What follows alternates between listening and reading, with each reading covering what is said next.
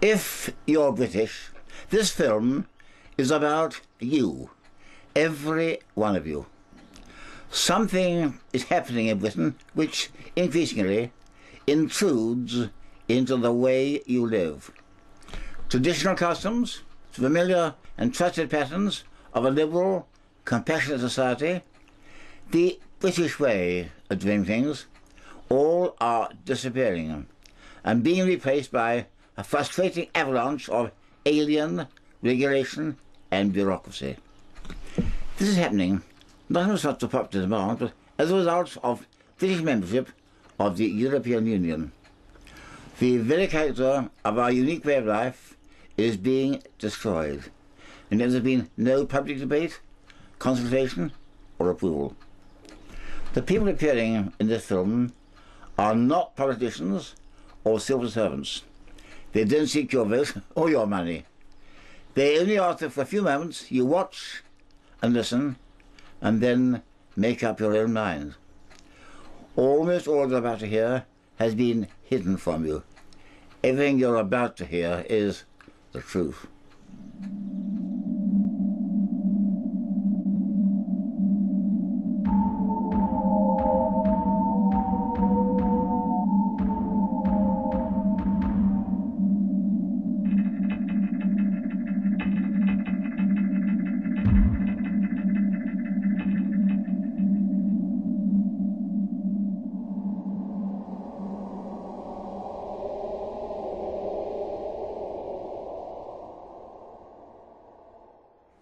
For the last 34 years, British politicians have been hiding from you the fact that they've been handing over the governance of your country to Brussels.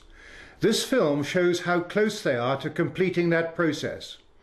In 1972, the British people were told that they were joining something called the Common Market.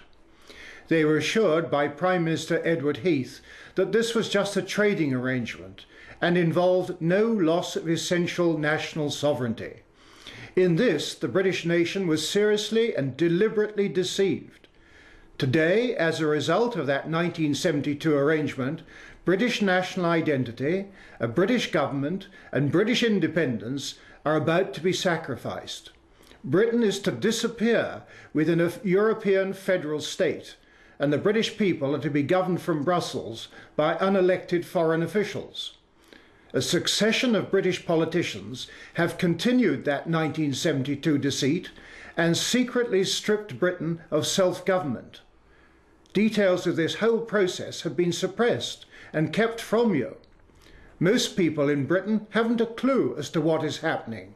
Christopher Booker explains why.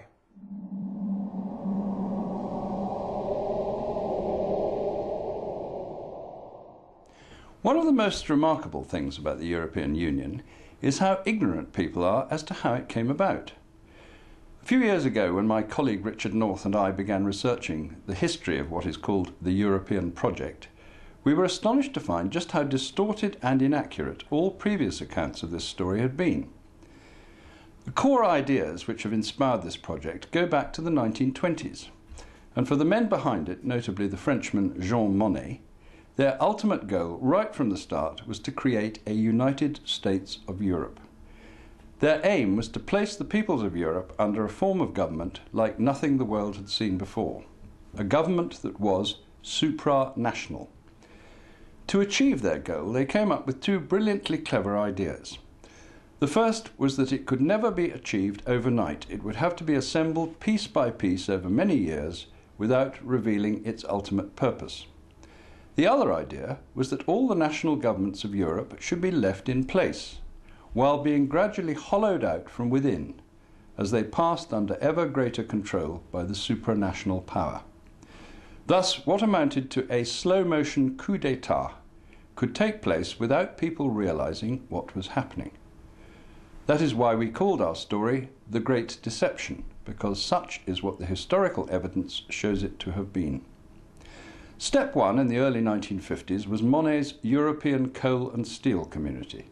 He never intended this body to be anything other than the embryo of what would eventually be a government for Europe. The next step was to widen this into a European Economic Community set up by the Treaty of Rome in 1957. Again, this common market was deliberately intended to be just a cover for their true goal of complete political union. For nearly 30 years, the handing over of powers by national governments continued, the original 6 countries becoming 12, until in the 1980s the project was ready for its next great leap forward.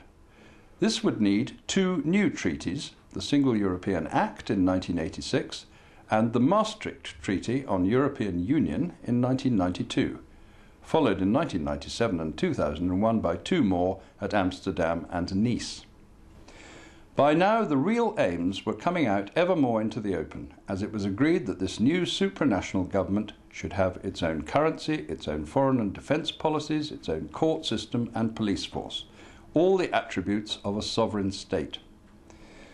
Finally, as the number of member countries rose to 25, it was agreed that as the next great symbolic act in the story, Europe must have its own constitution. In 2005, as we know, this was rejected by the voters of France and Holland. But by now, the project is so far advanced that those behind it believe it must roll on regardless. As we finally wake up to their real aim, how much longer can the wishes of the people of Europe be ignored? Such is the battle in which today, whether we like it or not, we are all involved. The EU constitution Christopher Booker referred to is a major step in the final transfer of power from Westminster to Brussels. But it's more than that. It will mean imposing on the British people a continental view of freedom where nothing is allowed unless the law says so. In Britain, we are free-born from the moment of our birth, able to do anything unless the law prohibits. In the European Union, we are about to lose that.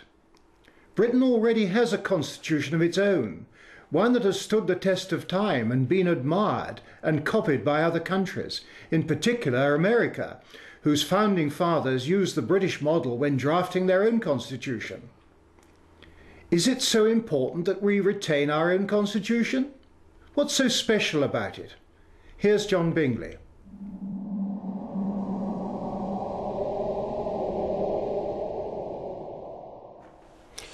A constitution should define the relationship between the governance of a nation and its people, setting limitations on power and providing the people with safeguards that protect them by securing the means of redress and remedy. We most certainly do have a British constitution, and it does just that. Our constitution has evolved over many centuries and consists of much written law. The best known examples are the Magna Carta in 1215 and the Declaration and Bill of Rights of 1688-9. In Britain we are governed according to the rule of law. The rules contained in our constitution define how we must be governed. Primarily, the coronation oath stipulates the rule of law as the only means of our lawful governance and places limitations on the use of executive power. Those limitations stop the divine right of kings. There ought to be no divine right of politicians either. In short, the British Constitution and the rule of law provide a framework for government by creating boundaries and constraints on the exercise of power. Dictatorial power can only come about when the ruler has both the power to make the law and to enforce it. Mussolini, Hitler and Stalin all achieved this total authority, resulting in staggering bloodshed. Our unique British Constitution prevents such unification of power taking place and places limitations on the use of executive power. Those limitations stop the divine right of kings. There ought to be no divine right of politicians either. In short, the British Constitution and the rule of law provide a framework for government by creating boundaries and constraints on the exercise of power.